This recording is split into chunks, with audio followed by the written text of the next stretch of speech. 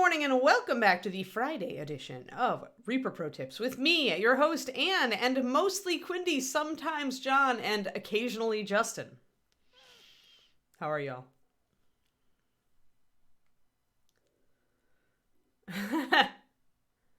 About a bucket of coffee. Is that kind of day? M. Fontana, I saw that resub. Thank you so much. Hold on. Let me scroll up and see how many months you have. Ooh, 31. Look at you. Dang. Burying the rest of them, huh? Except for a few. There's a few dedicated crazies who are ahead of you. But that's all right. Oh dear. What a day. What a day. Looky, we have dragons. Dragons with mouths and a smile. Smiley dragons. This is a very smiley dragon for sure. Was not expecting quite this amount of smile on this dragon. And she's definitely pleased with herself, so. Alrighty. We're gonna work on that green and blue again. There's a few. Not very many though, M. Fontana. You're pretty elite up there at 31 months. Not too many people are ahead of you. All right, so I'm going to mix up my basic colors really quick, and then we'll jump in. We're not going to delay too much today. Oh, we haven't checked it on the Kickstarter, though. Hold on.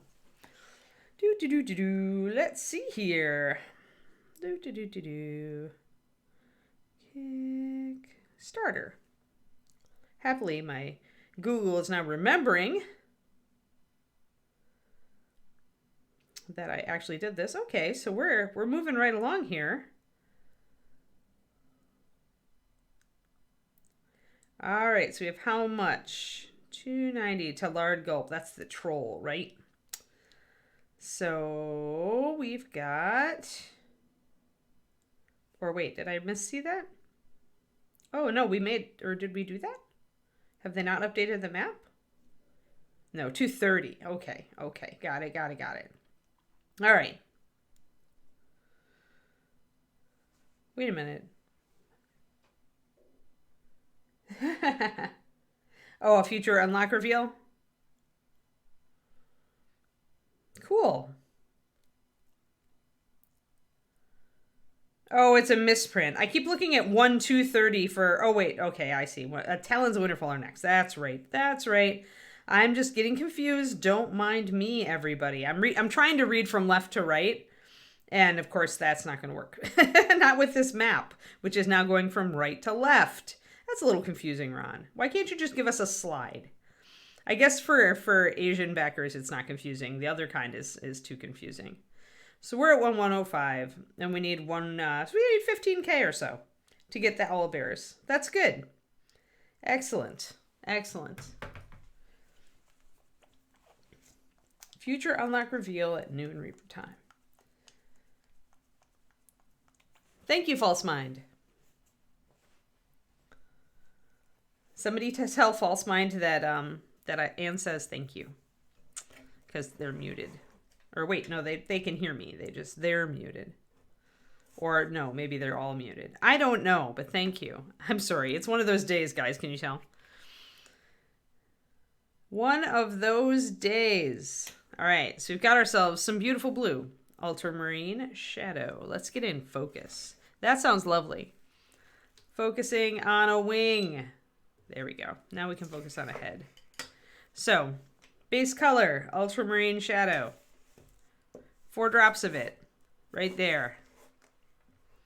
We'll just keep this palette in focus for a bit. Then we've got Moonstone's really pale, though, Iffy. If you paled out this and you did a paler blue with a paler green and aqua, that would probably look beautiful. I think that for a Moonstone, though, you would want to make it lighter. You wouldn't want to go quite this dark. I mean, correct me if I'm wrong about Moonstone, but I remember it being quite pale. All right, so 4 drops of our dragon green. That's our green color. But we're also adding 1 drop of Phantom Glow to that to make it just a little bluer. Oh, I see. How interesting. Some art director decided it needed to be punchier and not pastel, I bet. Art directors, what you gonna do with them? Huh, Ron Hawkins? Alrighty, and I'm going to get out my walnut because I do want to be able to line things and accentuate stuff. And we also need to mix up some of that brown, remember, where we were doing on this wing and we were bringing in the brown so to make it look like it was integrated with the other parts. So we will need to do that on the head here. Everything is very cartoon right now on the head. Alrighty, we've got that, and now I need to mix those up and mix my highlight and we can get going. Oh, and some white. We always need white. It didn't completely separated Valendar. What you're seeing is I call it a float. Some pigments are very lightweight. And so if you let what happened is the resins settled out and some of the magenta, not all of the magenta, but some of the magenta floated to the top of the water mixture because it is such a lightweight pigment. You'll see that sometimes with phthalo greens and blues as well. And it is actually a weight thing. The resins are sinking and the pigments are floating, and essentially you can put everything back in solution. It's not all the magenta pigment though. It's just a slight float of it. Make no mistake, if all of the magenta pigment separated out, it would be a lot of pigment. And the reason for that is that Rich Indigo is using a heavier base and a high solids blue. But the magenta is not a high density blue, and so it floats. But yeah, it would take a lot for, like, the magenta would never settle completely out. It would never completely float. It's just the magenta that's in those top layers of paint that's essentially separating. But that's the reason for it. The reason is that we're using a heavier base and a high density pigment next to a pigment that's not high density. So you do get a little disparity there. It's a beautiful color though. All right, I'm just gonna put 2 drops of water into my that, and that. So we're gonna start out on 2-to-1 with everything, except I'm gonna add another drop of ultramarine in there so that we're actually at 5-to-2. No, it would never. Okay, MSP is not gonna separate like some other brands. Like, it would take years for MSP to settle out and separate, like you're talking about. And at that point, it would essentially latex its way into oblivion. But even though that's using a heavier base, it's still not using a base as heavy as some. So mix up our green. Put a big brush full of it into the next thing. Add 2 drops of Phantom Glow. I'll add 1 and see how it looks. Yeah, we do need 2. I thought I remembered we needed 2. Don't be fooled though, that's not all the colors in there. There are only certain pigments that do that. So if you look at a bottle and it's separated, don't assume that there's only those pigments in it. Many pigments are heavy enough that they won't float like that. It's mostly the magenta and the phthalos because they have such a like fine pigment grind, and they're also what's called pervasive pigments. I think that's the word.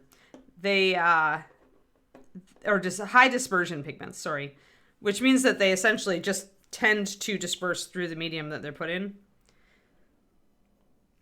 So if the resins like fall, then they're going to disperse through the remainder of the water and other substances. Okay.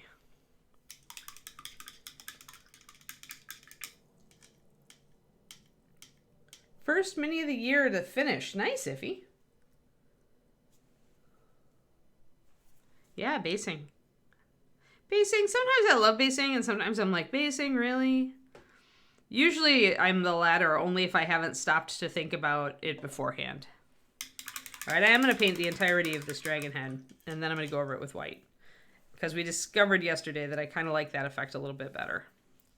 So let's hold on to a horn. Get a hold of ourselves, or our dragons. And then let's grab a base coaty type brush. Let's just use, I think I'll use my Reaper Zero. It's a bigger brush.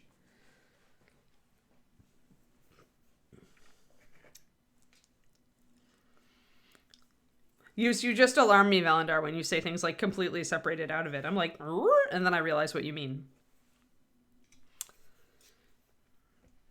This is education. Oh, wrong color, Anne. You have to paint it all blue. Paint it all blue, Anne. I was reaching for the green. I was like, subconsciously the dragon was going, I want to be green. You'll be green-ish eventually, dragon. Hold on to your horses.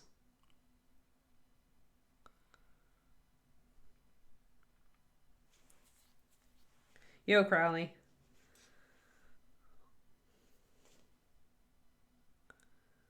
We had a rainy night last night. It was nice. I woke up to the sound of rain. I love that. Now it's clearing up. I don't know if we'll get more later or not.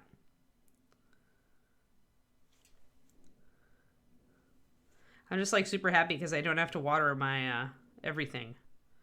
I don't have to water the strawberries and I don't have to water the tree. We have a couple of trees that are not on our sprinkler.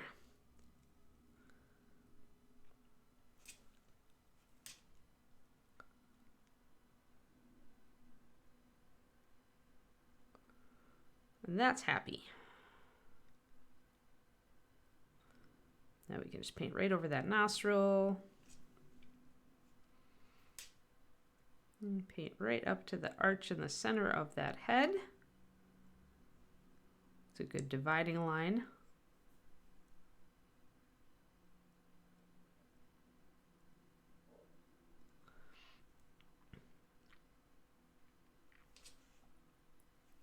Remember that with a base coat, you always want to work into a wet edge, and you never want to stop your brush strokes in the middle of a big flat surface. When you resume, it's too easy to see brush strokes. So here, I'm stopping on this ridge, on one side of this ridge on the top of the dragon's head. And I'm stopping at the edge of a bunch of other areas as well before I continue after I've reloaded my brush. And I'm using quite a bit of paint on my brush so that it won't dry right away, so that I can essentially... it'll flow together and make a smooth base coat. For those who are not familiar with this base coating technique, check out my YouTube. I've been doing a series on the fundamentals of mini painting. And even the base coat video, maybe even especially the base coat video, is quite valuable, I think. It may help you troubleshoot if you're having troubles getting smooth base coats. Let's put it that way. Thank you, Quindy, for the link. I don't care how she holds her horses, Shadow Raven. She just has to hold her horses. You know what? I'm just going to do all the spines and stuff. I know I'm going to paint them in walnut in a little bit, but right now, dragons are kind of nice this way because you can easily section them up by their scales.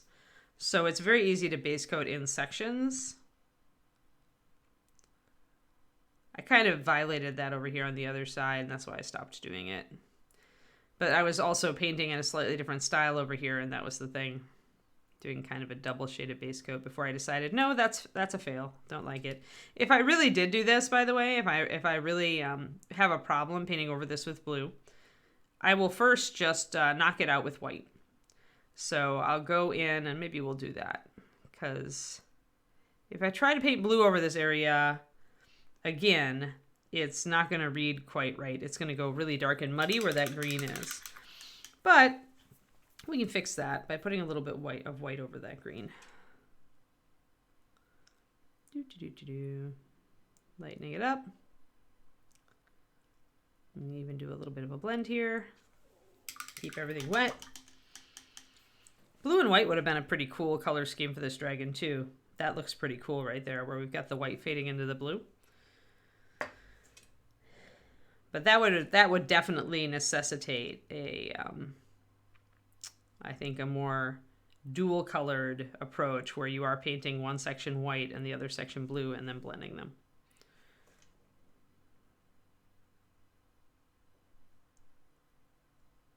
So whether you use this technique for a kind of dual colored dragon or a different technique really depends on the colors you're using. White can be very, very hard to build back up. And so for that, I would not do this where I'm putting the white over the top of the blue. I would actually paint it with an off, a blue-gray and then a blue, or, a light blue and then a blue, and then bring the light blue up to white. It would be much more sanity preserving. Let's just put it that way.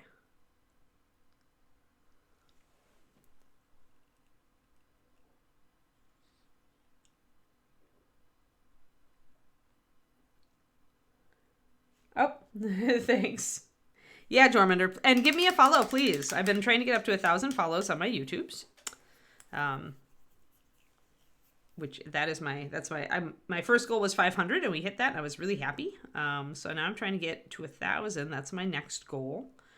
And then I'm going to set a goal for the number of videos I want to have out. And little goals get you a long way when you are trying to do something. Oh, I missed a spot down here. Deep inside those fins. The fins, the spiky fins. We're going to figure out what we're going to do with the spiky fins too. All right, so we have a blue head, except I need to hit the back here. But yeah, if you're trying to do any project that feels big and really overwhelming and like it's going to take you forever, like just break it down into littler goals. It will keep your brain happy because it has small, achievable goals to work on. And it won't feel so overwhelming. So for me, with everything else that I do, doing stuff for YouTube felt overwhelming. So I realized I was going to have to chunk it up into little bits in order to execute my plan. So small goals, don't stress out about reaching them, just keep working on them. I mean, I started out very tame goals on my YouTube. I was like, I just want to do one extra video a month. I think I can fit that in.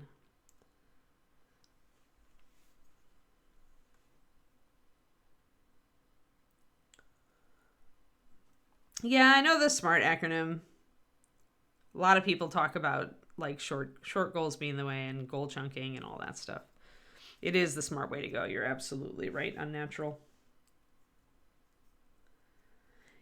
Yeah, but it's so true, Jormander. I mean, it's the same with my writing, right? I'm writing freaking novels. They're 100,000 words long. It's a lot of words. It's a lot of writing. It's a lot of time. It's a lot of plotting. It's a lot of editing. It's a lot of fixing. It's a lot of everything, and it's really overwhelming because it's such a huge thing, and you feel like you're wrestling an octopus.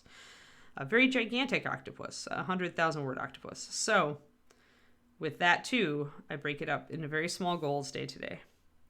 Otherwise, it's so easy to feel overwhelmed. And overwhelm will stop you. So you never want to stop. Never want to think too much about the big, huge thing. You want to keep an eye on the big picture, like conceptually, but you don't want to think about it like it's something you have to do right now. There we go. Got our little bits blocked in here. Everything's blue.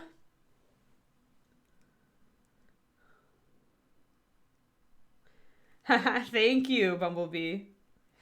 Oh, absolutely. I have to say, like, we're special here in North America because we have a lot of women in the hobby.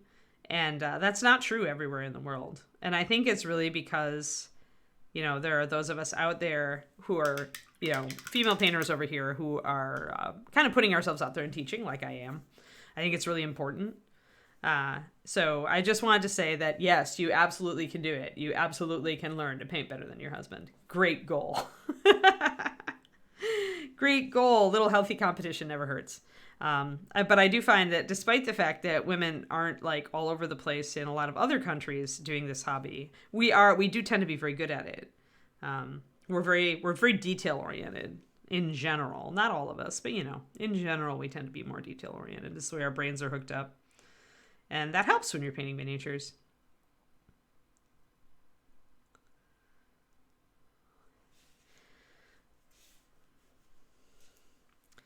Although, on the flip side, what guys have over us, like in general and psychologically, is that guys tend to be like less afraid of being perfect, just a little bit.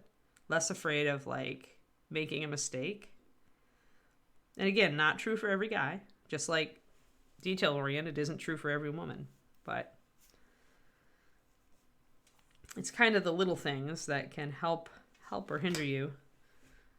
And perfectionism will help you to a point in this hobby. Perfectionism will help you, like, you know, get better at techniques. but it will eventually be a hindrance for you if it keeps you from finishing. So you have to keep alert to that if you're a perfectionist. I am totally a perfectionist, so I had to fight that in myself. How do I keep a mini clean between painting sessions? Oh, yeah. Honestly, if I have to do that, I just wrap it up Lorzil or Zoril and put it in. I have some boxes, like just like little magic card boxes and things, or I'll keep a box from like when I get a miniature. I order a lot of busts, so I get these kind of good size square boxes. Once I'm like done painting, if I really feel like it's going to be a deal, I'll just wrap the mini loosely in something soft like bubble wrap. Or you can use like Kleenex tissue, but that may also leave a hair or two, but it won't leave as much as dust, like if you leave the model in a place that's prone to dust. Or if you have pets. Pets make a lot of dander in the air, and so that can dust up a model super fast. But then I'll just put them in the box and put them away until I'm ready to work on them again. Right now, we don't have a super dusty environment here, but we're about to get a puppy this fall if all goes well. So that will put more dog dust in the air, and I'm going to have to start shielding my models. You could also just take like a section. This is a very soft bubble wrap. This is the kind of bubble wrap you want. You don't want the stiff stuff. And just lay it over the model on your table. It'll keep dust from getting on it. The dust will fall on the bubble wrap. And the bubble wrap is so soft and so lightweight and so non-abrasive that it won't hurt the model at all.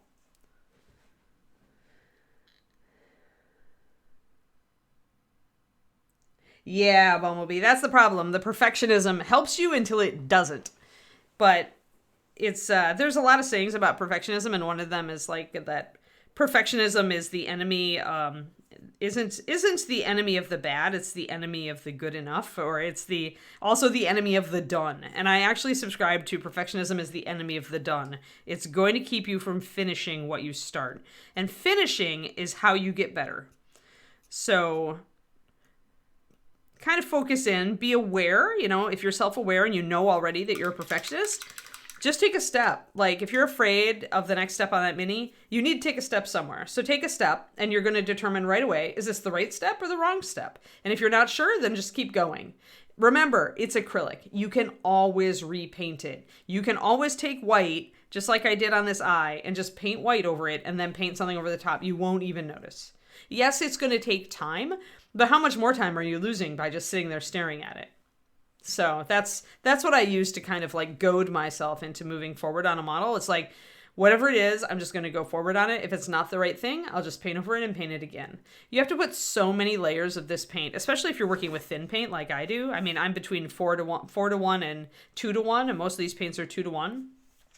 You have to put so many layers to like glob up detail or make any impact on the model as far as losing details. So don't be afraid to repaint areas. You don't have to strip first, no matter what anybody says. I never strip models. I just paint over. But yeah. Oh, nice. That's great, Unnatural. Yeah, that happened for the first time at Adepticon. I actually beat David. So yeah.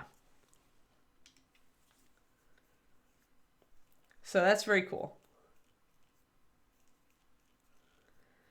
Right. Yeah. I mean, mistakes in general, depending on your job, mistakes are not going to kill you. Some people have dangerous lives and mistakes would kill them. But for most of us, making a mistake is going to make our ego hurt more than anything else. And you should just look at your ego and kind of shake your head and go, silly ego, and just go. Just do it. Like, you have nothing to lose. You have everything to gain. Bone 6 question. Can you add things in the pledge manager later above? Yes, you do. Yes, you can, Aussie. You can absolutely add things. Pledging now just locks you in at the Kickstarter prices, essentially. And you can absolutely add more money as things go on until they close the Pledge Manager. And that's the Reaper Pledge Manager. I need to get on and set up my Reaper Pledge Manager. I haven't gone in and done it. I've just pledged on Kickstarter. So always, always, always make sure you go into the Reaper Pledge Manager to set up your stuff, because otherwise Reaper doesn't get anything. They need that Reaper Pledge Manager for you to get your address. Kickstarter doesn't give us your address. So adopted a 14-week-old. Oh, very cute, dog father. Very cute. 14 weeks is a good age. Whoa, Mathophile. Been forever. How have you been? How's school? You were in school, right? Are you done with it? I guess it's not the right time of year for you to be quite done with it. Oh, Aaron Dragon, you watched his clips about this last night? Yeah. Perfectionism and not getting stuff done. Oh, yeah, and use the same email address you used for the Kickstarter, please, when you go to the Reaper Pledge Manager. Just the pledge calculator. Thanks, Quindy. There we go. All right, so we don't have to worry about the Pledge Manager yet. I don't have to freak out. Awesome. But don't forget it, guys.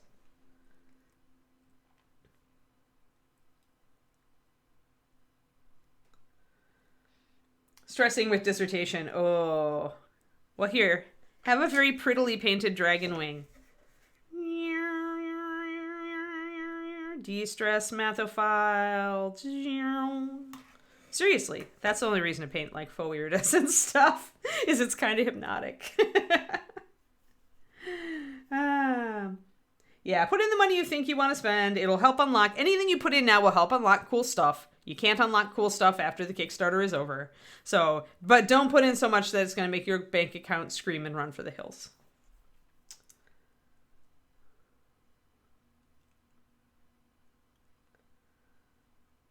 The only math you're excited to see. Look at that, Mathophile. That's actually pretty funny, Shadow Raven. That's good. Ah, you were seeing that in the dry brushing video. Yes.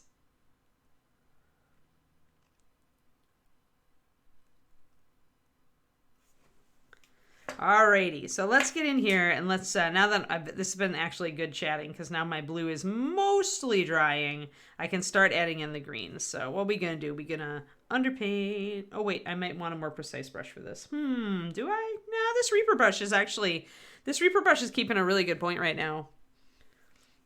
It's a lovely little Reaper brush. So never think that the Reaper Klinskis aren't decent. Like, just because I don't often use them on stream doesn't mean that, you know, they aren't a good brush. It's just that I prefer usually I prefer a thinner shape. So, but I do recommend the Reaper Klinskis.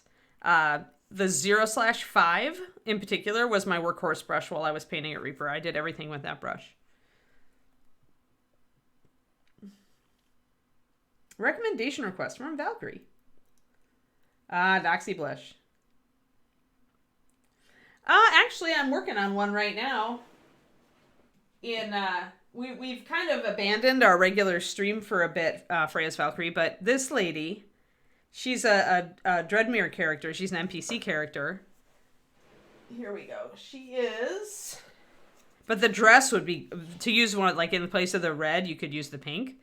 So this is her. This is the metal. I think this is her in metal. And that's the number. But she'd be a great one to use that Doxy Blush on. Let's see. Other characters. Well, really, I mean, there's nothing keeping you from going pink on a lot of models. You could go with the Hair Folk.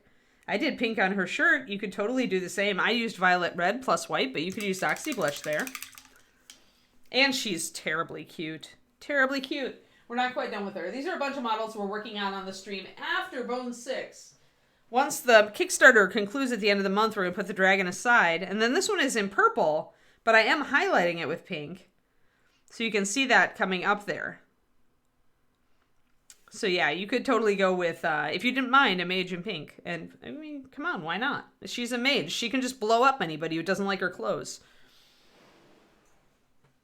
There we go. So yeah, any of those actually would work great with pink. I also painted a Halfling Assassin in pink. So like, don't think that you don't, like, you know, you can't do that. I totally did it. Should I bring out the Halfling Assassin? Let's do that. 1 second, just for pink solidarity and pink empowerment. 1 second.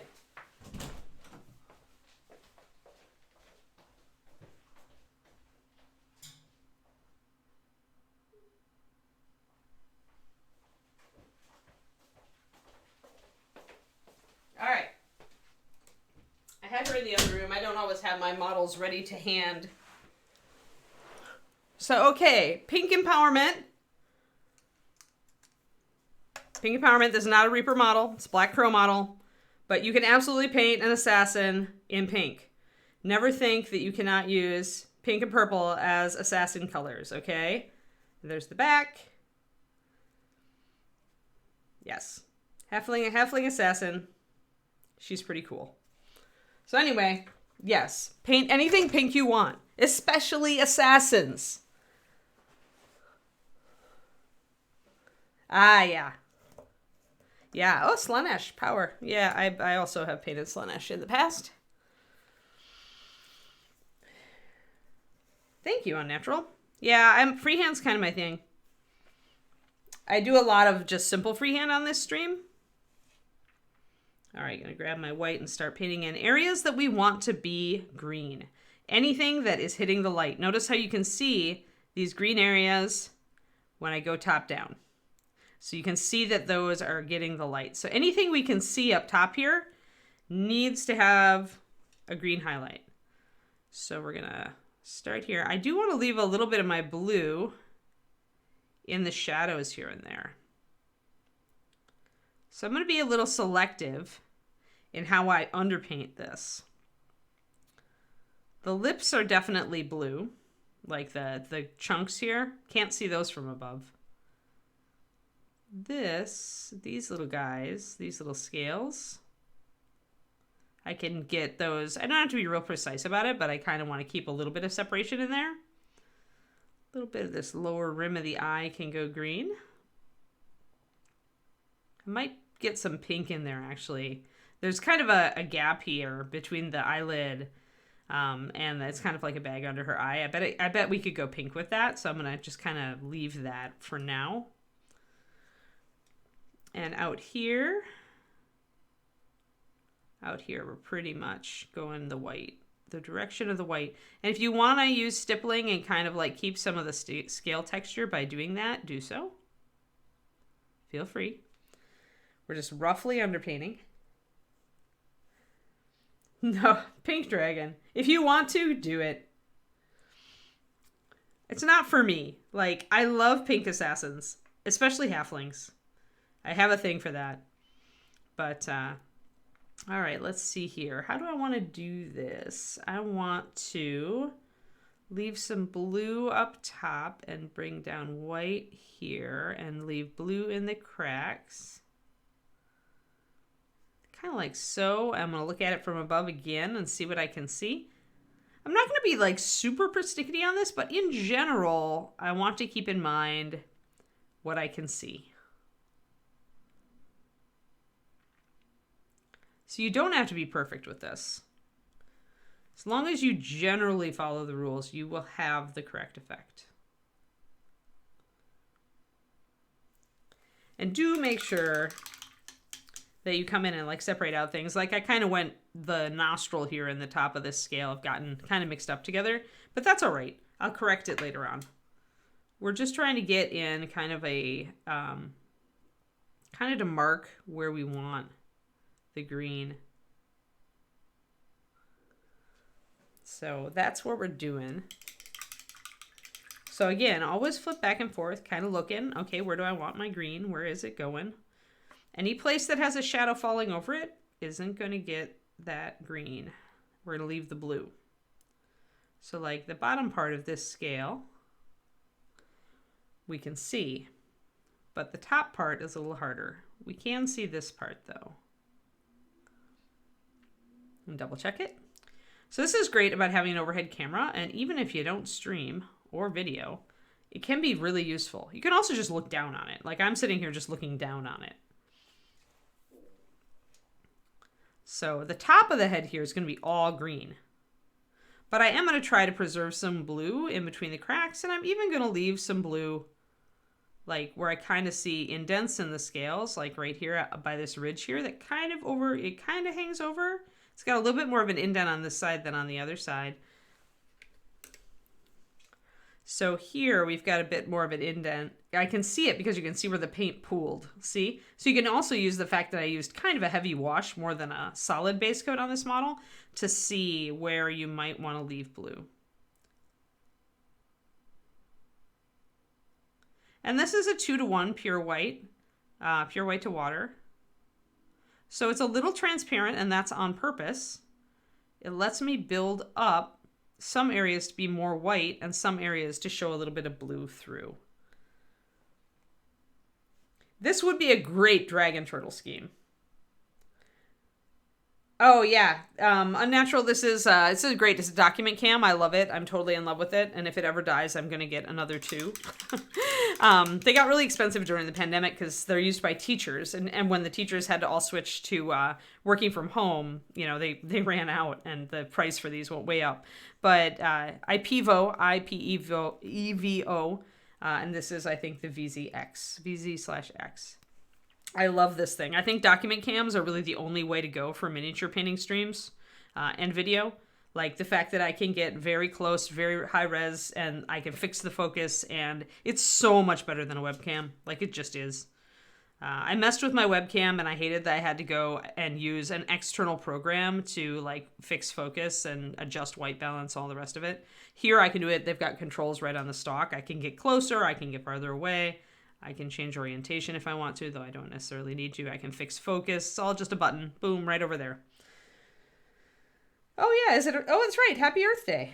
Yay. Oh, yeah. And DSLR is just a bit too much for me.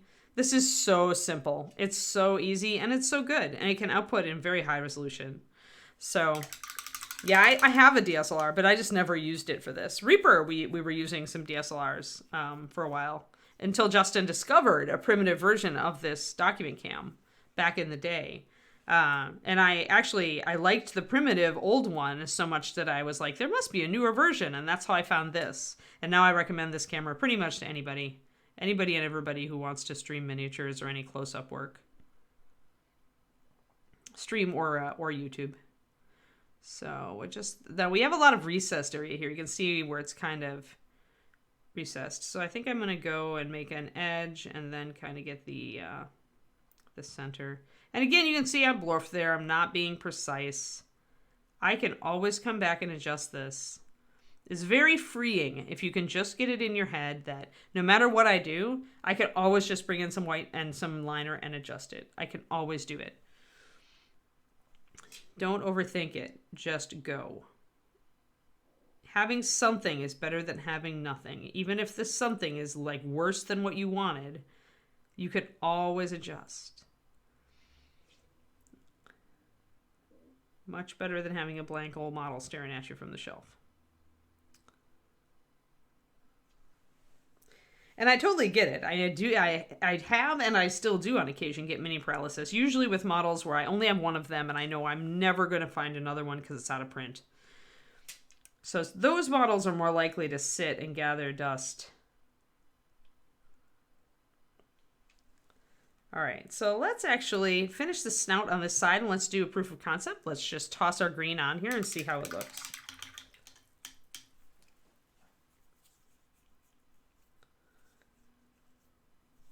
Yeah, they had a different version, but they did use these cams in the classroom.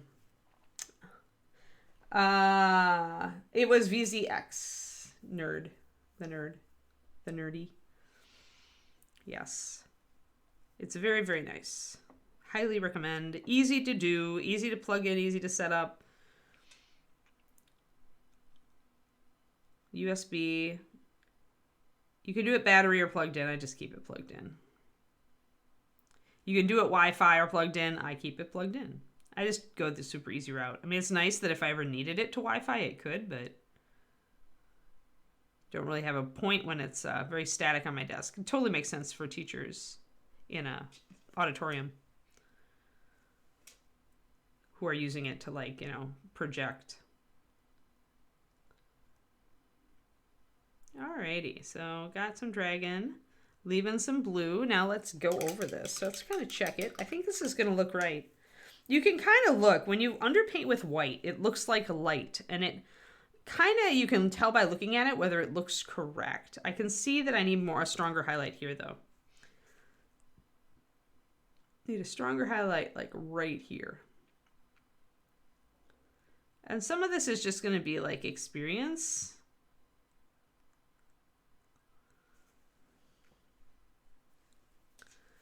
just figuring out where it looks right. But let's actually go with that. Oh, I'm painting directly, Kodiak. I mean, I look up at you'll see me look up at the screen a lot. Part of that is to check chat, but I also check how it looks on screen. When you get into streaming, in YouTube, you reflexively do that because it's, especially when you're zoomed in, it's so easy to just get off screen. So I've got my hand anchored pretty well, but I'm painting actually in real, and then I'm double checking how it looks on screen to make sure I'm in frame.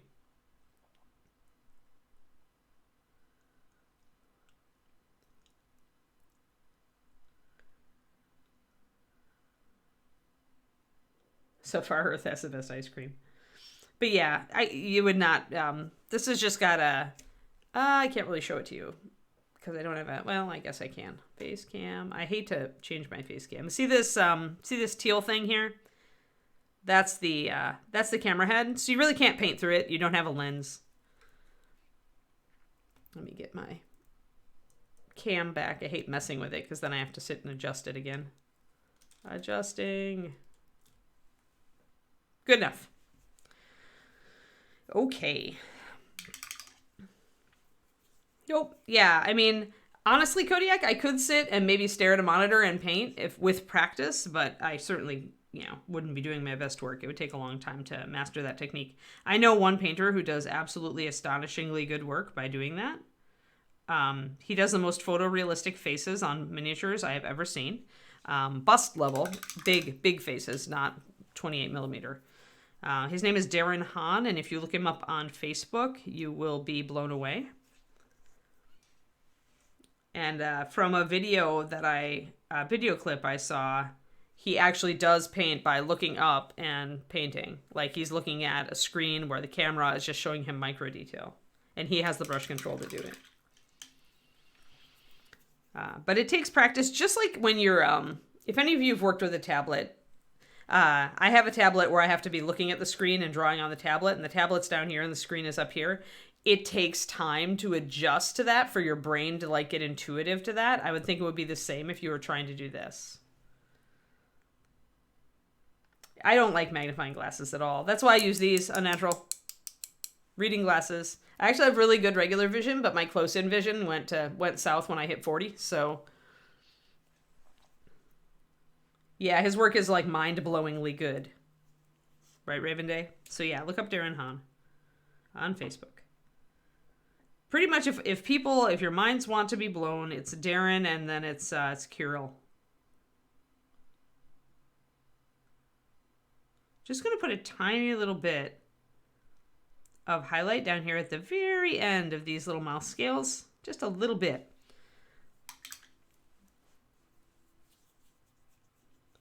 Yeah.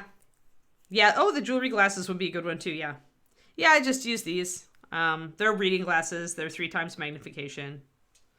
All right. Now I need to look and see if this is the right consistency of green. I think I need just a little more water. I'm going to drop another drop of water into my dragon green and phantom glow mixture. I can always put another layer on, but I can't take it off. So I want to make sure that I'm working it correctly. Yeah, now though, Shadow Raven, it's getting so much cheaper to just get a draw on the screen thing. I mean, most people just get an iPad with Procreate on it. That's what David uses. So I'm just painting my green over the areas that I previously underpainted. And I'm not just hitting, I'm painting it over everything, including the blue spaces that I left. I'm doing it in sections so I can control it and kind of assess how I like it, if it's working. I do feel like my green is really, well, no, I guess it's not any warmer than it was yesterday. My mind is just playing with me. But yeah, it takes a while to make your brain adjust to watching it on the screen while you're doing it with your hand.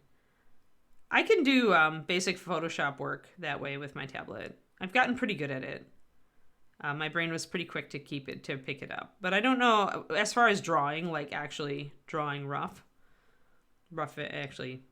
drawing raw, I don't think I could do very well on that. I'm much better if I can do a correct hand-to-eye interface on my actual drawing.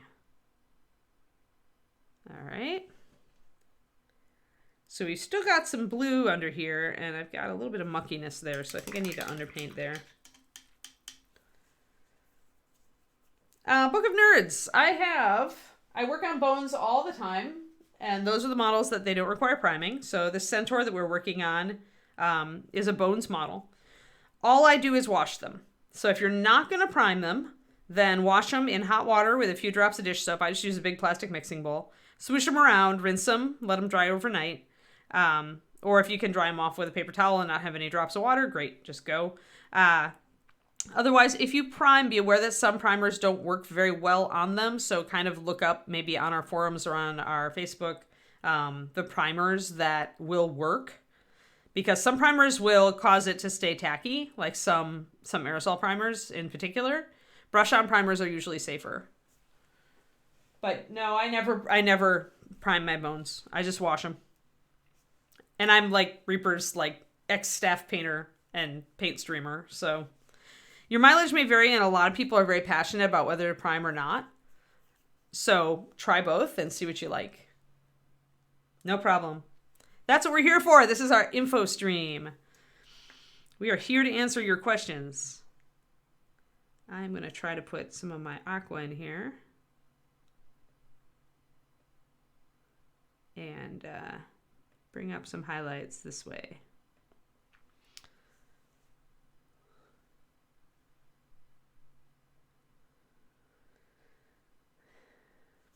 Oh, I see a resub that I missed. Crowley, 29 months. Thank you. That's super awesome. So yeah, what I think I'm going to do is just kind of just paint this. So I want you guys to notice something I'm doing. I'm not really paying attention here to the underlying scale texture yet. I won't pay attention to it until we're much closer to done. And when you are painting a highly textured surface, but you're trying to evoke a certain lighting effect in particular, in this case, we are provoking a lighting effect because we're doing false iridescence. That's when it can be more useful to paint an area as an entire shape rather than breaking it up. Hair is like this. If you want to paint hair really well, don't pay any attention to the strands and paint the big masses. Then go back in as you build up your highlights, then go back in and do the strands. But in just paying more attention to the actual shape of the underlying surface and not the scales themselves, you will get a more realistic lighting effect.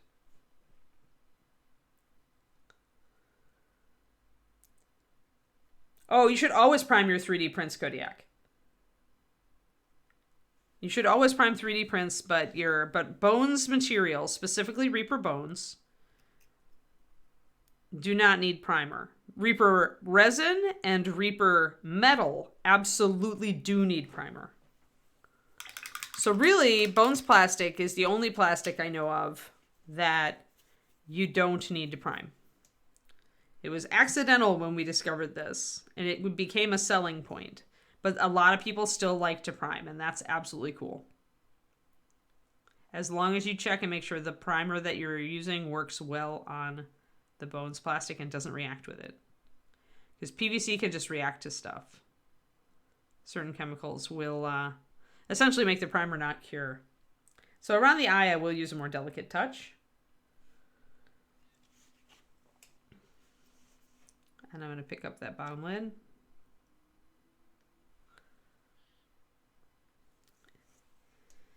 Let's see here. I want to bring in a bit of this.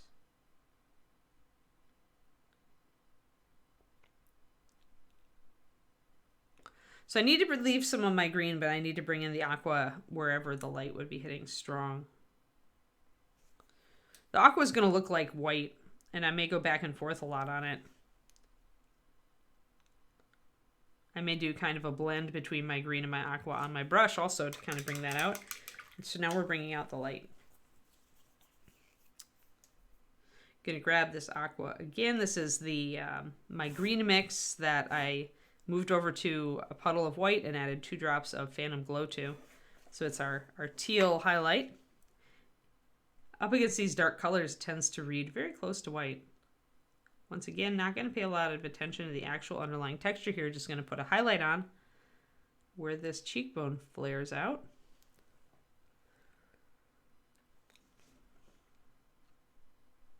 This looks messy, and really you clean it up as you go, as you progress further. So you could just leave it like this and it would still look pretty darn cool. But if you take the time to fine tune it, then you can push it all the way to competition level with this. Even though we started out with just washing and messy underpainting. It's the same thing with dry brushing. You can set up wings with a dry brush like I did. And then the more time you spend on them, the more beautiful you can make them look. So it's all just like time and how much effort you want to put in. You could put a simple, quick paint job on a model and have it look pretty darn good for the table. Or you can decide that you want to push it to any level, really. Just a little bit more or a lot more. It's up to you. But just because you start with what you might think of are beginner techniques doesn't mean you can't make the model like elevated to a higher standard. Dry brushing is just a start, just like anything else. There's a lot you can do to something from there. Sometimes I'll lose my green and I'll bring it back in a little bit. You always want to get that green, warm green transition color in there to really sell some of the iridescent type effect that you're getting. So wherever I've missed it, wherever I've kind of painted over it, I'll bring just a little bit back in.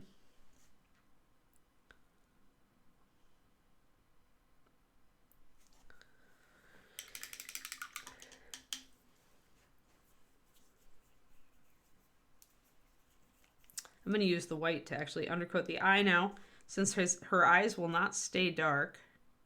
Right now I'm thinking orange. Orange eyes would be good. Orange with like a red shadow and a yellow highlight.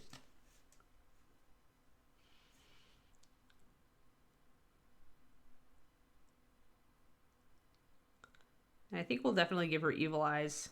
She's kind of got an evil backstory.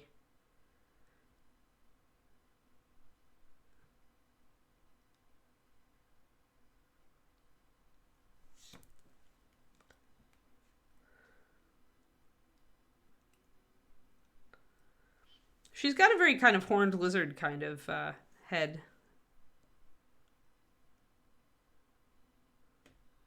But yeah, there's a bunch of... Sure, there are a bunch of real world references that were used. I mean, with dragons, whenever you're dealing with any dragon design, almost always they're pulling from real animals. At least small elements will be taken from real animals. So I do it this way, and I've actually lost my dark a little bit here.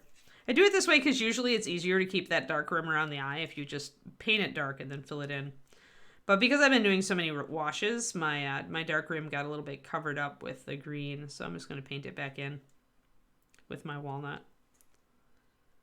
You want the dark rim around the eye because just like with other lining, it sets the eye away from everything around it and makes it stand out better. So just like I lined around the mouth to give it more definition. And we haven't done the highlights on the gums like we have a little bit over here. Ah, and I also forgot to blue around the eye there. That really looks lizard-like.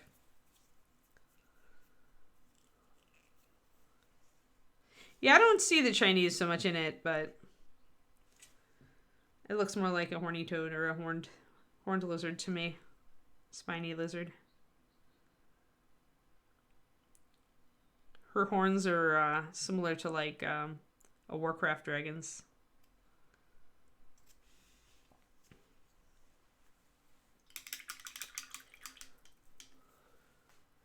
Although technically, if I was doing a Chinese dragon, it would instead be red and gold, would it not? Chaarondar?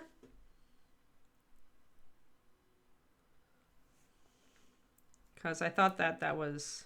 I don't remember because I haven't really studied Chinese dragons, but I thought they tended to be gold.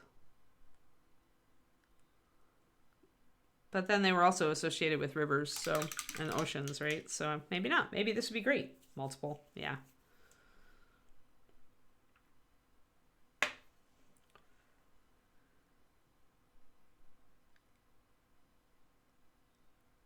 I'm just going to use my white to trim up those lines. There we go. Now we have a nice dark border on that eye. It makes it stand out a lot better. No, I don't, Grand Oracle. Sometimes it depends, right? Like I have very dry hands. They're not very oily. So my hands, some people have more acidic skin. And so they find that stuff rubs off to them a lot easier. So I can get away with a fair bit. But once I have color, this is right now, this is primer. These aren't painted. It's just primed. And I've even done some filing on them. So it's fine to hold the horns right now for me. When I get to the point where I need to paint the horns, either I need to mount this head on the neck and hold the body of the dragon, or the other way I do it is I hold them in bubble wrap.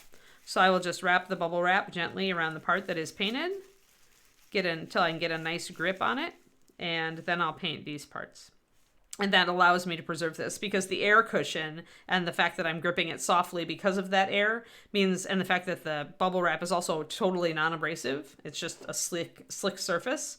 That allows me to essentially hold the model and paint it. I did this for my big Soldier 76 statue that I did because I had to hold him to paint parts of the jacket was the last thing. I had tons of leather texture to do.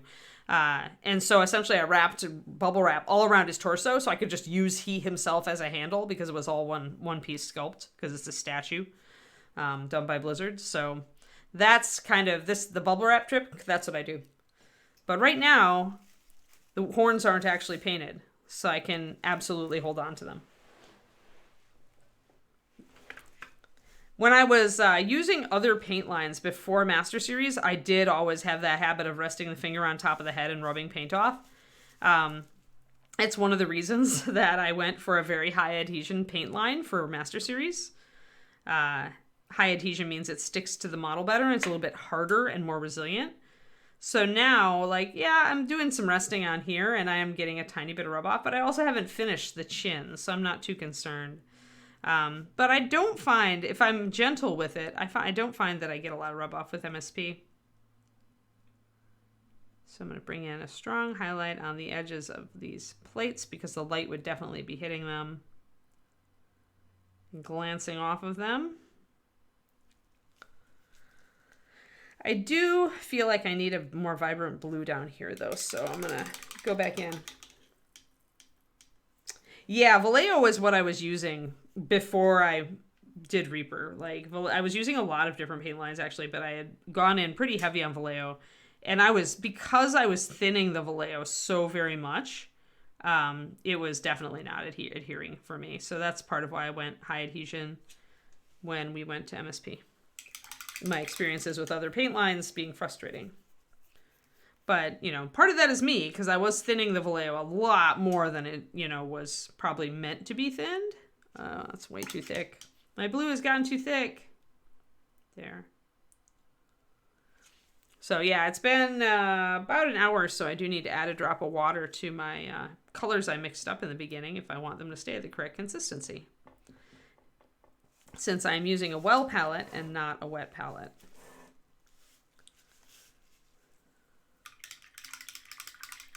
No, actually, right now I'm using a Reaper Sable Mobrock. I forgot to use a synthetic brush, and two, if I'm doing a face, I don't know that I want to trust it. I need to be real precise here, so Sable's my choice. So yeah, we did just a bit. I'll keep track. We'll do some synthetic when I get back to wings and stuff. But I did not use the synthetic for those teeth either yesterday. So synthetic has about 3 hours of work, I think, in it, we decided. 3 hours of abuse. Something like that. It's still keeping a pretty good point. So we'll just start counting again when we get to parts of the dragon that I want to go back to the synth on. But for faces, I want precision. And whenever you want precision, your choice, if you are, ethically into using them, and, your choice should be natural hair. Should be Sable all the way for details.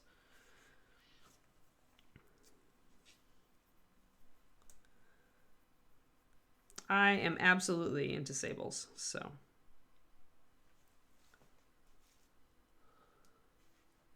Thanks, Grand Oracle. I'm glad to hear it.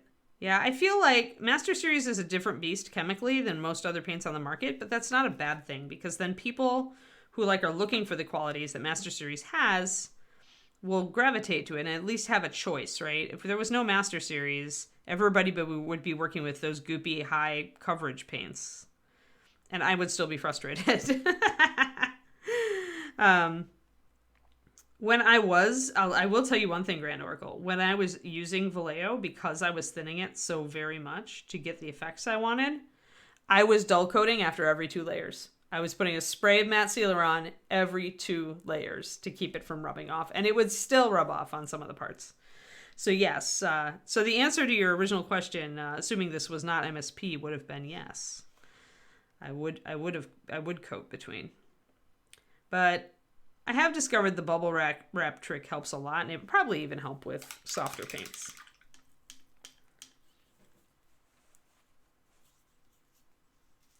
So is lining using a darker colored outline parts features? Kodiak, if you go to my YouTube, you will see a video on lining, but real close. Lining is putting a dark line wherever 2 areas or two types of area intersect. So this is flesh and this is scales, so there's going to be a dark line. This is gums, this is teeth, so there's going to be a dark line. This is the skin, this is an eye, so there's going to be a dark line. So putting a dark line wherever 2 surfaces meet another is called lining, and it is a kind of a very abbreviated shading. You can think of it as a very efficient shading technique. If you only base coated your models, put a basic highlight and shadow on them, and lined them, lining would improve your models by a significant step. Now, it does take practice, but the same time you're working on your lining, you're also enabling yourself to get better at doing fine details like teeth and eyes and buckles and straps. So it's never a waste of time to learn lining, and practicing it will make you better at all of the fine details. Is that clear? But yeah, go watch the video because I just did one. And it's probably a 20-minute because I talk a lot about it.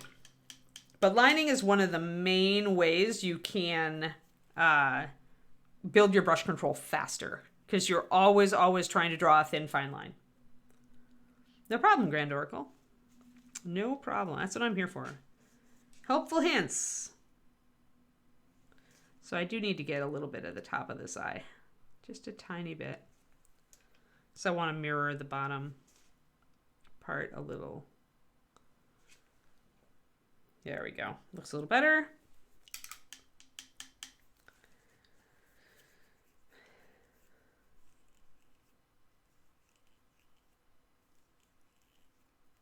Yeah, actually, if you go to my Patreon, Kodiak, there's a freebie, which I think is, if you look up techniques, you might get it for keyword. But it's essentially kind of the techniques that I think are fundamentals and like the order to learn them in. So once you've got your base coating and your basic washing or shading, and your dry brushing if you want to use it, or your basic layering highlight, you should learn lining. Like, that's the next thing. Lining and then layering, because when you are using lining, you're learning to thin your paint and you're learning to draw thin lines. So you're getting better brush control. This helps you when you start learning layering, which is putting thinned highlights over underlying colors to build up a smooth fade. Because you've already worked with thinned paint with lining, and you've already worked with thinned paint and precision with lining, and you need both of those to do good layering. So essentially, lining gets you working with thinner paint in a controlled manner, and it teaches you how that feels. And that's invaluable when you're heading into the rest of miniature painting, trying to tighten up all your details and highlight your items. Does that make sense to everybody? That's why lining is such a core skill. It's why I include it as a fundamental. Because it's the entry-level point to really getting your details down.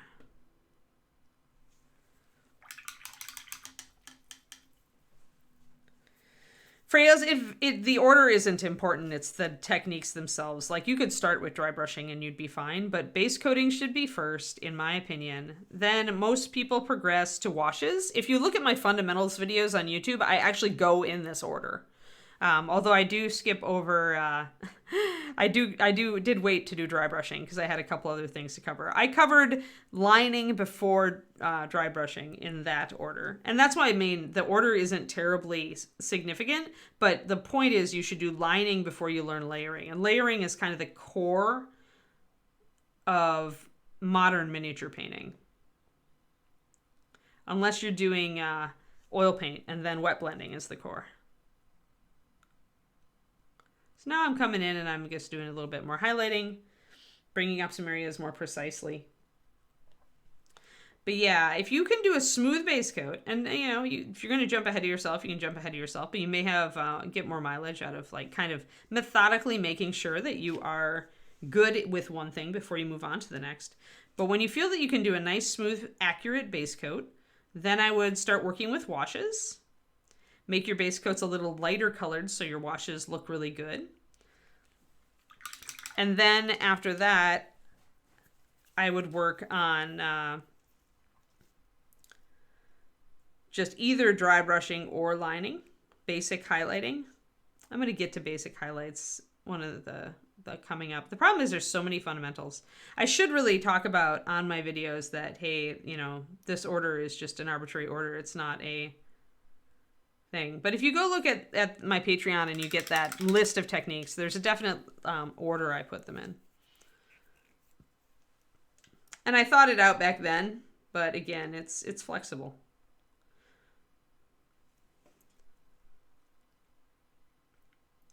I think I'm gonna put more highlight here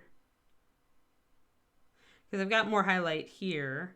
So I kind of want the light to be just coming down this way. But yeah. In general though, like a lot of people just kind of paint a blocky highlight on, and that's also something you could work on before you worked on your lining. But if you work on your lining before you do that, you're going to have better brush control for when you're trying to place those highlights. Lining pretty much just helps, period. Because essentially it makes you, it's easy to kind of half-ass highlights and shadows, pardon my French, but lining makes you be precise. It forces you to work with thinner paint, with a good brush, and it teaches you to be precise. It's muscle memory, muscle memory is part of it, but fine detail, fine motor, and muscle memory together are what enable you to do tiny details on miniatures. And building those doesn't happen overnight. So starting earlier rather than later with lining, or with just trying to be really precise with your base coating, can really help you improve much faster. I'm going to just pop some pure white highlight onto this just for fun. Just to kind of see. I'm going to pull this out of the way. See how that's reading. A little bit too much, I think. And I could sit here and fine tune this sucker for ages, by the way.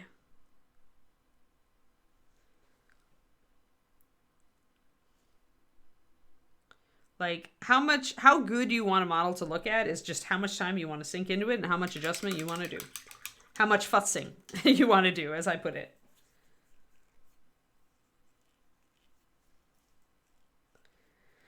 Yeah, you don't want to watch on mute. Make some time to watch the video. Or are you talking about the stream here, Nomad?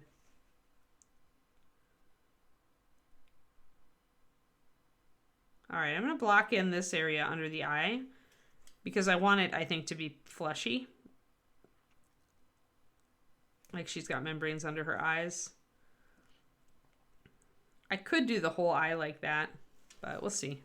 I haven't quite decided yet, but I want to remind myself that there is an area there where I could add further detail. Or I could just do the blue-green fade again. Now, I think I want to add a little bit of a highlight here from some bounced light. So I'm going to bring my blue in with a little bit of white.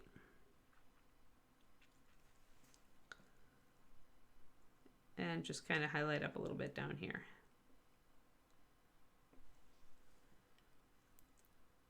That brings that up a little bit. I'm going to bring in my full strength blue to make sure I've got a nice hard edge up here. Because this is an angle and it would have a dark shadow. Very, very deep blue.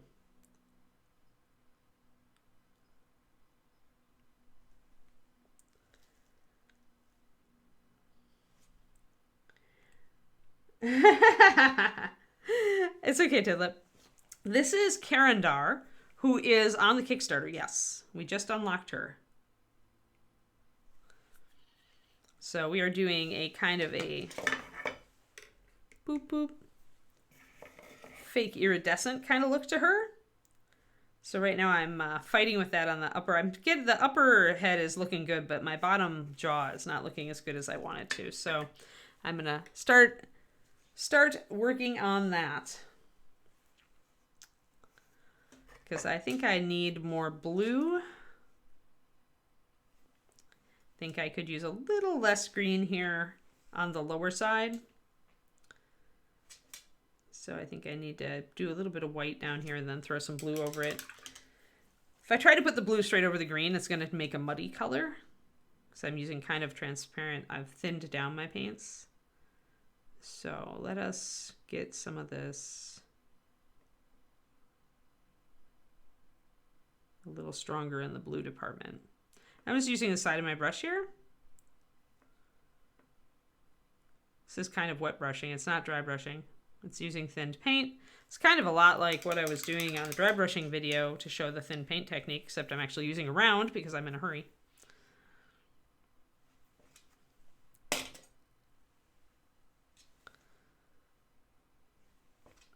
But yeah, I decided I wanted to do a funky color pattern on this one, so we are going full steam ahead on the funky color pattern. A little bit more blue down here.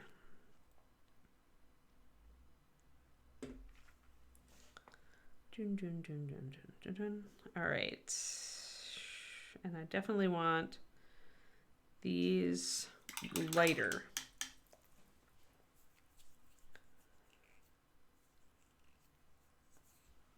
Yeah, it's getting there. So she's got, her horns are going to be, her teeth are the same color as the big spikes here, although I brought them up higher because she uses them to spear people with. And then the top of the head spikes will also be in the brown. Right now I'm just working up, trying to figure out what all of this is going to do. Probably we'll do an iridescent effect there as well and do some underpainting here with the green on each spike.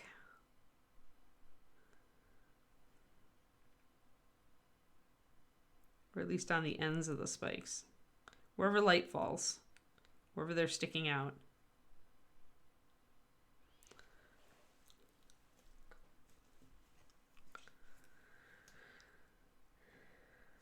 But yeah, I don't know. We're not going to get really far on this dragon because I'm going to stop painting her at the end. This is to promote the Bones Kickstarter, so I'm going to stop painting her at the end of the month. But we'll see. I may whip her out every once in a while and do a little bit more on her if I feel like it.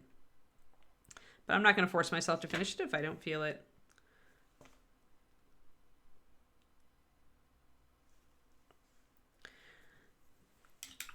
That, and as I've said numerous times on stream, dragons are way too big to do on stream. It would take months to finish one.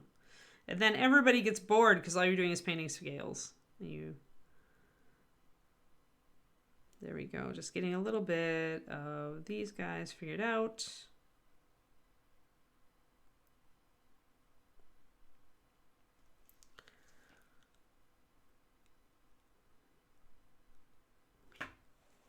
Those frills kind of coming out. It's getting there. I'm happier with the top of the head than I'm with the bottom of the head, but I'm getting there. And with lighting effects like this, where it is very dependent on hitting your shadows and highlights so very precisely, like there are areas like this is just dead to me. This is great, but this is just not quite reading where I want it yet. It's getting there though. I need to add in the light next is the thing.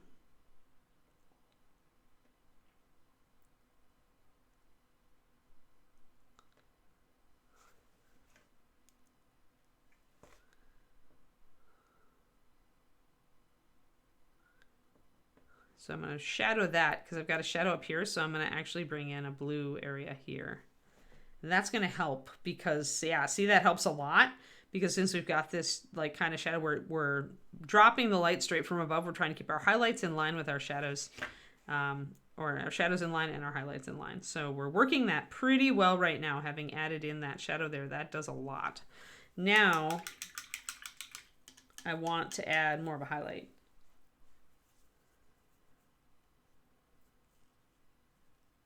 There are a lot of awesome dragons out there already from Reaper Kodiak. So, I mean, if you go to our store, there are so many good dragons from the, like, past.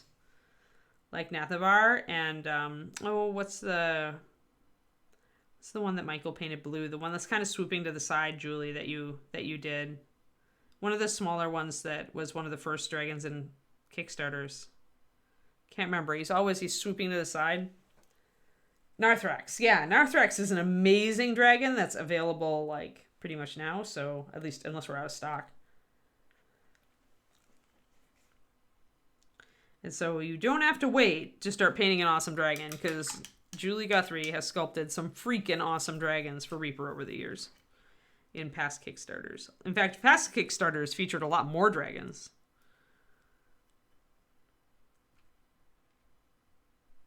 We had a lot of really cool ones from last Kickstarter too, but those aren't out yet. Yeah, I think Narthrax... I love Narthrax pose because I love the tilt to the side, Julie. I love how it makes him look really dynamic. Him or her, really dynamic. I just love that swoop. The swoop! It gets me every time.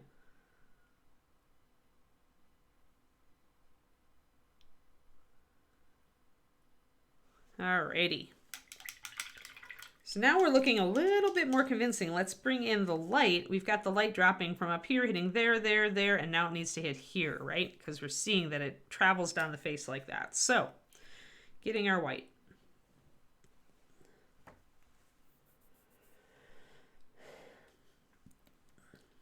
Well, Shadow Spawn, get an airbrush, just go to it. We were talking about that earlier, Shadow Spawn, how you just got to get going on it. You can't let your fear rule your life. You'll never have any fun that way. Just go. Take a step. Even if it's the wrong step, all you have to do is just rebase code. So a little bit of highlight back here on the jaw too, because we will get some light coming down from there. But I need a real strong highlight here. You have an airbrush? Yeah. So airbrush dragon. Makes it really easy. I mean, I always kick myself if I'm painting a dragon of any part of a big model, because I'm like, you know, Anne, if you were better at the airbrush, this would be a lot easier. I kick myself like often about this.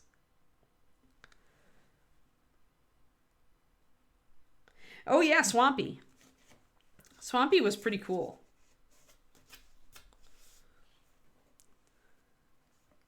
One of my favorite color schemes I've ever used on a dragon.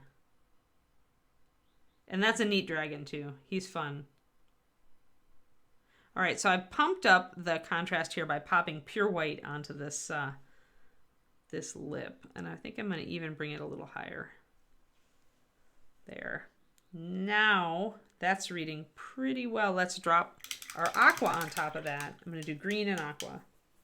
Narthrax is your favorite? Closest to the picture in your head, yeah. Tidlip. But that one's a good one. You should get that one, Tidlip.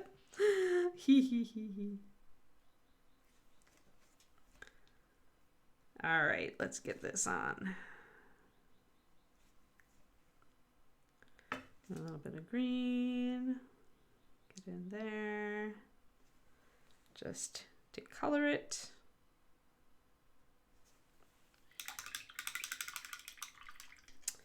Swampy was black, dark olive green, and blue.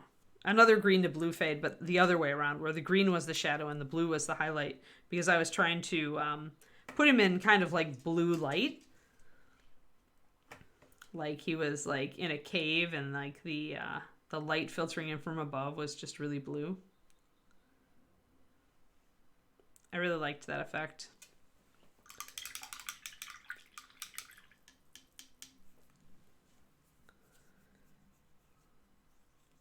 Yeah, I'm just kind of cherry picking on this one myself, Mathophile. I really love those owl bears, though. The owl bears got me to pledge. I love the owl bears. I'm interested to see what some of the expansions are going to look like.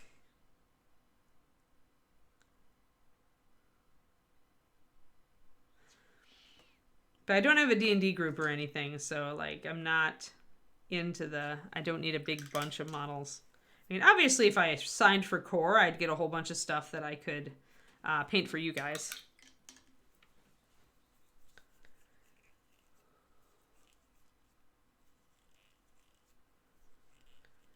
Grand, that was one of my New Year's resolutions, was to make myself airbrush a bit more. I've got a Reaper Vex that Ed so magnanimously handed me last year at ReaperCon. And I do want to get more comfortable with airbrushing. But I won't, as Lovejoy will tell you, and he is an expert, it will never replace brushwork. And good like brushwork and detailing is what I really love to do. Like, love. I would sit here and happily putz on this dragon face for at least 3 more hours, maybe 5, until it was perfect. And I would love every second of it. But because of that, the airbrush for me is really just a tool for the beginning parts. I've got some big models to paint coming up. The really big Wolfen I've been working on my stream on Saturdays. Very large model. So that one would be an excellent one to whip out the airbrush for, just to like cut down on the base coating pain.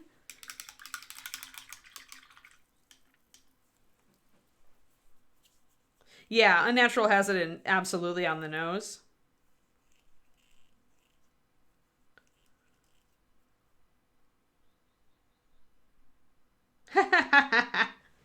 Yes, these are terribly expensive free streams.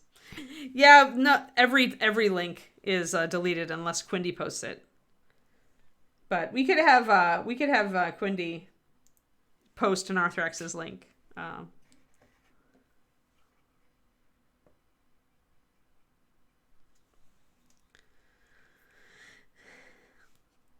Yeah, I didn't think of that, but we probably should have. Because when we're sitting here talking so enthusiastically about a dragon, it probably helps to actually, like, show folks the dragon. Show me the dragon! All right, so just bringing in a bit more of my warm green around the edges here, because I really, really want to... Oh, you did. Okay, cool. Thanks, Quindy. So there's the link. Because I lost a bit of my green, I need that green, too, for the color shift effect. So it's kind of a back and forth. Yeah, a lot of people use it for glazing, but I'm not comfortable with that, Grand.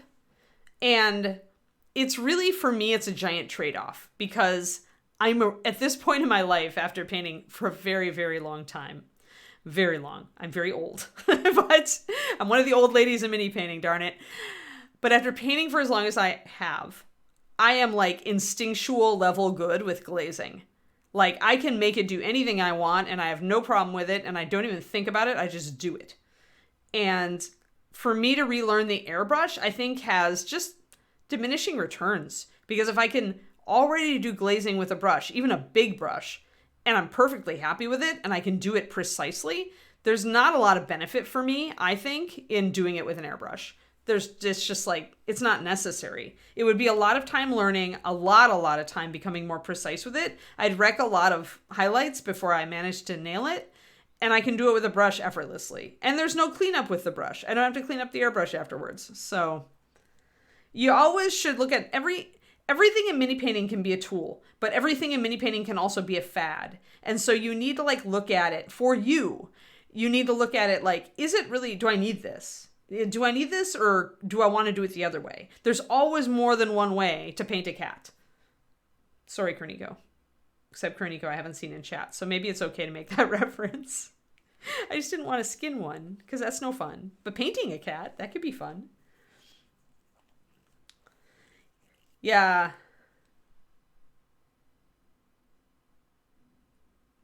Oh, is there a embroidered baseball cap now? Nice. If you get waterline, but I don't. It's just, yeah, it really is like, I've gotten so good at glazing, I just feel like it would be a waste of time for me to learn to do it with the airbrush.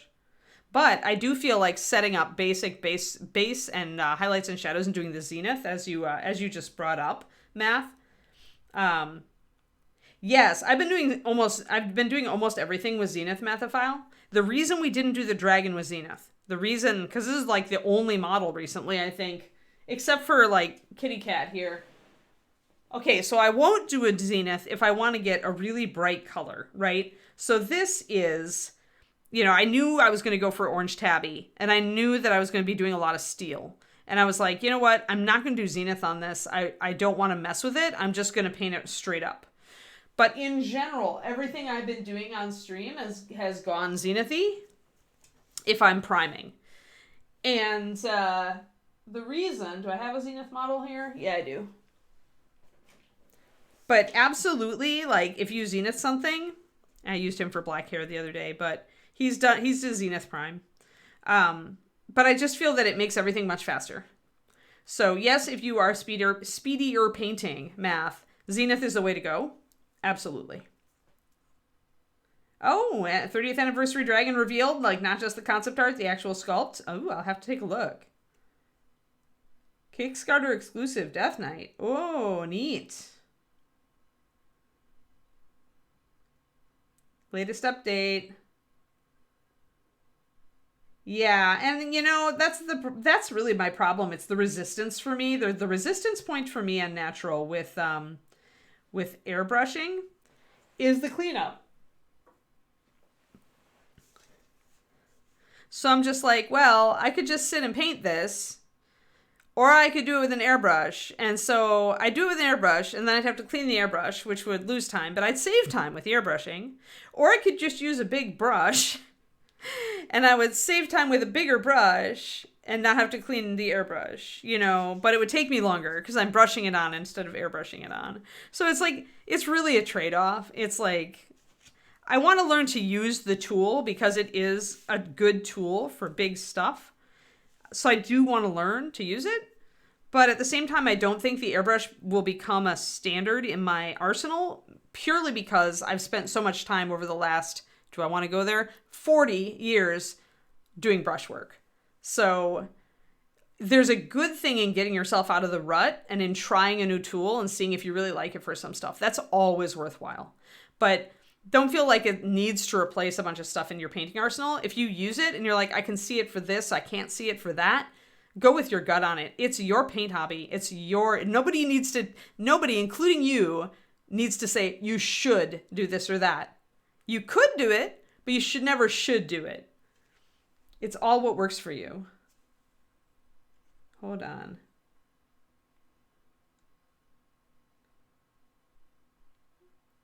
Yeah, unnatural. That's just it. And I don't do armies. Okay, there's a fix for the 30th dragon. Got it. So it's not, as usual, product may change. Oh, 2 Death Knights, mounted and unmounted. Wow. It doesn't take quite as much, though, Mathophile. It depends on it. If you're trying to base coat a dragon, it takes freaking time. And more than that, it takes boredom. There's a boredom tax. Because you're just sitting here painting gigantic pieces of dragon. And there is no question that airbrushing, spraying the dragon, one, automatically gives you a very smooth base coat. So if you're looking for that, airbrushing is your baby. More even than with a brush. So it would be much, much faster. And if you're used to cleaning your airbrush, it's just like, I don't know how to do this, but it's like field stripping a rifle, where you just get very good at it and you get very fast at it. So once you get into the groove with your airbrush and you're used to using it, you can clean it very quickly. Like I watched Sergio just clean it up in moments, right? Like doing a deep clean would take him a couple of minutes, but he still would save time if he was painting something big. So it's just like any technique in mini painting. When you first start out, you're going to be slower at it. But as you do it, you're going to get faster at it. So, you've underestimated my age greatly, Shadow Raven. Yeah, worth it for your work if you paint large stuff and if you paint a lot of like armies. That makes a lot of sense on natural. Yeah. Oh yeah. Well, that's actually something that is instinctual to me on natural because I created the Reaper paint line. I don't know if you know. And I also hand mixed every batch for 15 years. And we always filter the paint. Before it goes through our machines to go into bottles, we filter it then. So paint filtration is whenever you're going to be putting the paint through an automatic device, paint filtration is not optional. Do it. The field stripping of the airbrush, yes.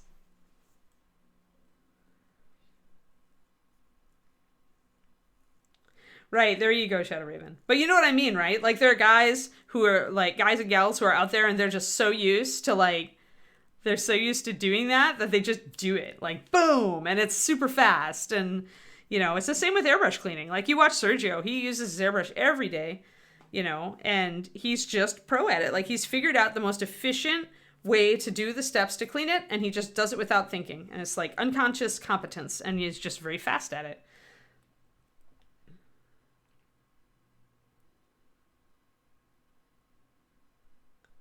Right, yeah, Wiley. It takes a while.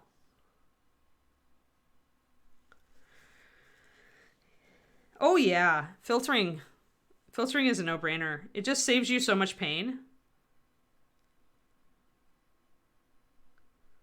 Now, that said, inside the bottle, the paint will slowly latex. Like, you know, there are parts of the bottle that are exposed to the little bit of air in the bottle, and those will slowly dry. So there will be lumps, and that's part of why nozzles on dropper bottles will clog from time to time. Sometimes it's just paint drying across the aperture. But yeah, so filtering, absolutely good. Sometimes, like, maybe not necessary with some paints that aren't very prone to latexing, or with a very fresh batch, but you don't always know that you've got that. Oh dear, time check. I've talked a lot this stream, haven't I? Lots of talkiness, much pontification. And it's Friday, guys. It's Friday. I just really want to hang out and paint all day. Like, kind of sad. I have other stuff I have to do. I've got to say, for those of you on my Patreon, and thank you, of course, for being my patrons, but I have the best $10 PDF. Like, I'm so proud of my $10 PDF on how to paint cylinders. It's coming along so well. That should hit you guys by this weekend. Like, doing the shiny versus non-shiny is really, I feel like I'm explaining it really well, and I always love it when I get that feeling. So, for those who don't know, I'm doing kind of a shapes series for my $10 tier on my Patreon. So, like, we did spheres last month, and now we're doing cylinders. Alrighty, so just a little bit of highlights, a little bit of things. It's reading okay. I feel like I still need to tackle this is wrong. But if I cover up that, then it looks really good. See, that's another trick, guys, okay? When you're painting and you're like, I get it, like, it's okay, but I'm not sure what's wrong. Cover up parts of the model and see what might be your culprit. Especially obviously with a little model, it's harder, although you can cover them up with a brush. Yeah, so you can do that trick. You can cover up parts and see, you know, does it look right? And if it looks right, then you're like, oh, okay, so this part needs adjustment. I'm going to do one little other thing since I underpainted these fins. I'm going to add my green in, and then we'll cap it. What else do we have coming up today, Quindy? Is it Reaperland? Or is it just Kickstarter stuff? Oh, it's getting dark out. I hope it doesn't... Well, actually, I kind of hope it does rain on me, but I like walking in the rain. About to take my walk. So this is, again, a thinned dragon green. Because dragon.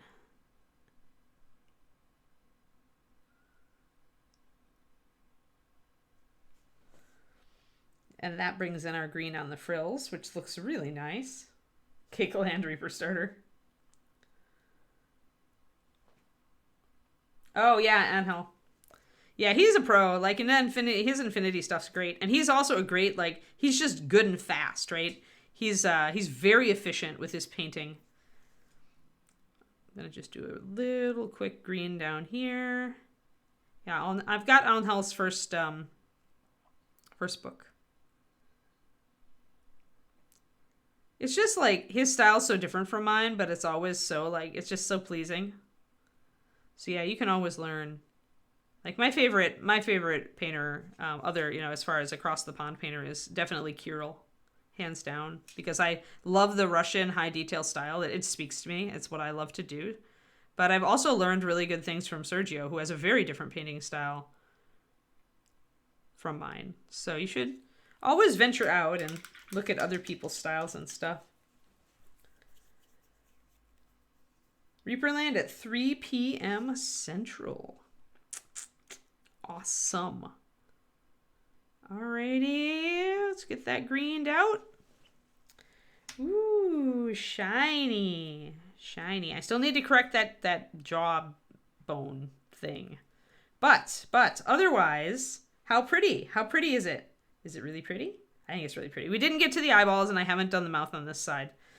But I feel like this is looking pretty darn cool. Do you guys agree? So we will continue working on the head next week. I will get my gums on and essentially do the pink here and decide whether I'm going to do a little bit of pink around the eye as well, just to bring up that color somewhere else. Maybe even around the nostril. I don't know, maybe. I'm thinking about it. But we'll do that. We'll talk about eyes. We'll do the eyes. We'll get the yeah, Aaron does. So yeah, and just a kind of a comparison here. So we've got that, and we've got that. And you can just see the way the light is going onto the model. So I'm quite happy with this. Thank you all for tuning in. This was a really fun stream. I honestly feel like I could just keep going for another 2 hours, but I have exercises to do, lunch to eat, and a Patreon PDF to work on. So I hope that you will all come and see my regular stream. Remember, I have a personal stream tomorrow, twitch.tv/paintingbig. It takes off at about 3:30 p.m. on USA Central Standard Time. Sorry, USA, yes, Central Time. And we will be working on my wolfen. I actually, I'm doing some pretty heavy conversion right now. Thank you for the link, Quindy. I'm doing some pretty heavy conversion right now on it because I've decided not only am I resculpting the whole face, but I want to add length to the neck because I got my Wolf and Army book out the other day and the art definitely should give him a little bit more neck. So I'm going to actually lengthen the neck on a model as well. So if you're interested in using green stuff and doing conversion, that's what I've got on my docket tomorrow. That and just fixing up some little other green stuff on the model, but we are almost ready to put it together. Yes, so hang out with me tomorrow if you have time in the afternoon. Again, twitch.tv/paintingbig, 3:30 USA Central Time. And thank you all for tuning in today. It was a super fun stream. Otherwise, I'll see you on Monday morning. Bye-bye.